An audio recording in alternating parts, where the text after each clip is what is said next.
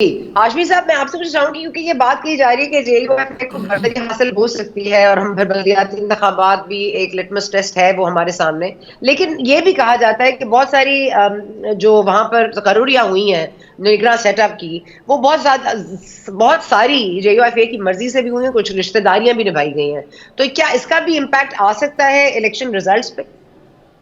जी हाँ, मैं आज बल्कि उम्मीदवारों की जो फहरिस्त पे नज़र डाली है मैंने, तो जी। मैं बहुत हैरान हुआ हूँ कि जितनी रिश्तेदारियाँ मौजूदा इंतखाबात में खैबर पख्तूनख्वा में जितने रिश्तेदार लड़ रहे हैं, मतलब परवेज़ खटक आप एक जगह पे सूबाई नशिस्त पे अपने सगे भाई के मुकाबले में भी खड़े हुए हैं। जी। तो ये सारी सूरत हाल में सना, मैं जो पहले बात की थी उसकी कंटिन्यूटी में एक बात करना चाहूँगा कि केपीके में जो हुकूमत साजी होगी इंतखाबात के बाद, उनका इन्हसार जो है वो इस बात पे होगा कि परवेज़ खटक जिन्होंने पार्लियामेंटेरियंस बनाई है वो कितनी जगह बना पाते हैं।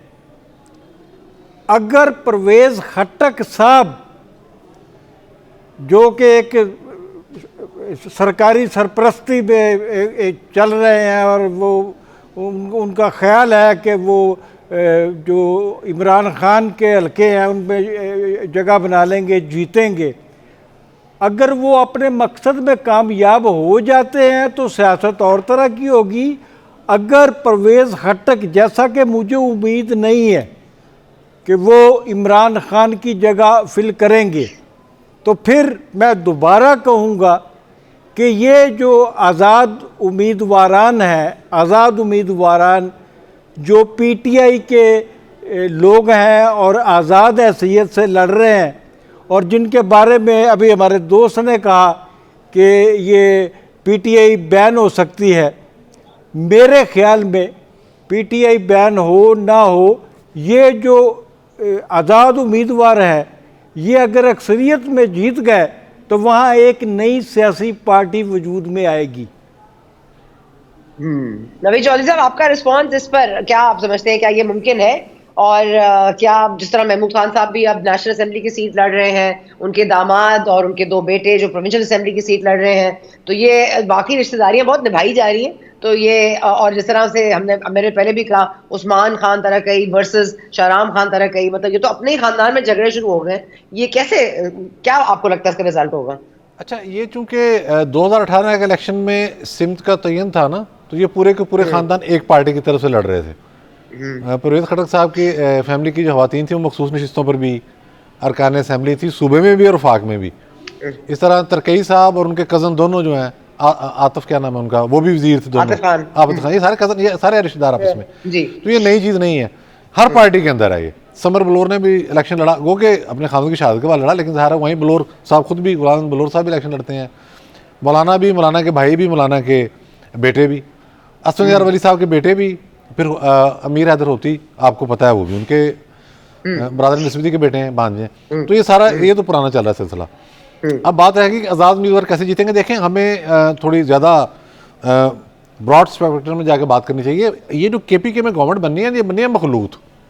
वजह क्या है उसकी? वजह उसकी ये है कि अफ़गानिस्तान के अंदर जो सेटअप बन गया ना अफ़गान तालिबान की हुकूमत का, ये बड़ी देर चलना है।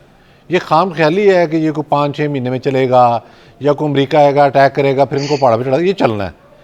वहाँ पर एक ऐसा सेटअप दरकार है कि जो बस बैठा रहे और फैसला साज कुव्वतें देखें कि मामलात को कैसे लेके चलना है।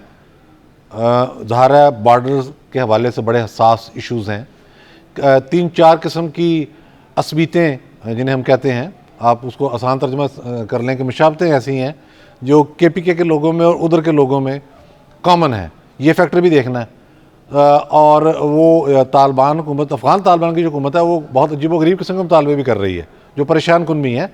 खुद हमारे आर्मी चीफ से हवाले से वार्न भी कर चुके हैं। तो ये बड़ी, तो वहाँ जो केपीके के अंदर हुकूमत बनने जा रही है, मेरा तज़िया है वो एक मखलूत हुकूमत होगी। इसीलिए मौलाना फजल रहमान नाराज़ हैं उन्होंने कहा जी लेट होते हैं तो हो जाए इलेक्शन, जब मुझे नहीं आपने प्रॉपर अकोमोडेट करना तो उन्होंने नहीं, कहा। लेकिन इंटरेस्टिंग बात पीजे के पास जाऊंगी, आखिरी में वापस बचा है, वी टॉक नेक्स्ट वाले में बात करेंगे कि अब पीजे, क्योंकि मौलाना साहब जहां पर यहाँ सेफ नहीं है जलसे करने के लिए, वो ऐसे वक्त में अफगानिस्तान गए, ऐसा प्रोटोकॉल उनको मिला, तो ये तो बड़ी खुली दलील है कि ये तो बरतरी हासिल होगी इनको, क्योंकि अफगानिस्तान के साथ मामला तो यही सेटल कर पाएंगे। नहीं, वी थिंक कि ये सेटल करवाएंगे। देखें, अंडर करंट्स बहुत हैं। अंडर करंट्स के ऊपर मौलाना साहब is a master, he is a master juggler, जिस तरह हम जरदारी साहब को कहते हैं। ये फ्रंटियर के अंदर ही is a master juggler and he knows how to capitulate आपकी जो उधर की जो पॉलिटिक्स है। But at the end of the day, no matter what, जो इनका वोट है पीटीआई का, जो इमरान खान का वोट है, वो कोई नहीं छीन सकता। आप अगर छीनेगा तो फिर आपको पीटीआई का एक कैरेक्टर भी नज़र आ जाएगा, आपको एक्चुअल रियल टाइम कैरेक्टर नज़र आएगा, ये कौन है, क्या थे, कहाँ से आए हैं, क्या ये एक पैराशूटिस्ट पार्टी थी, क्या थी। तो ये चीज़ जो है, जो हाशमी साहब ने भी बात की है, ये हमें नज़र आएगी इन इलेक्शंस के बाद।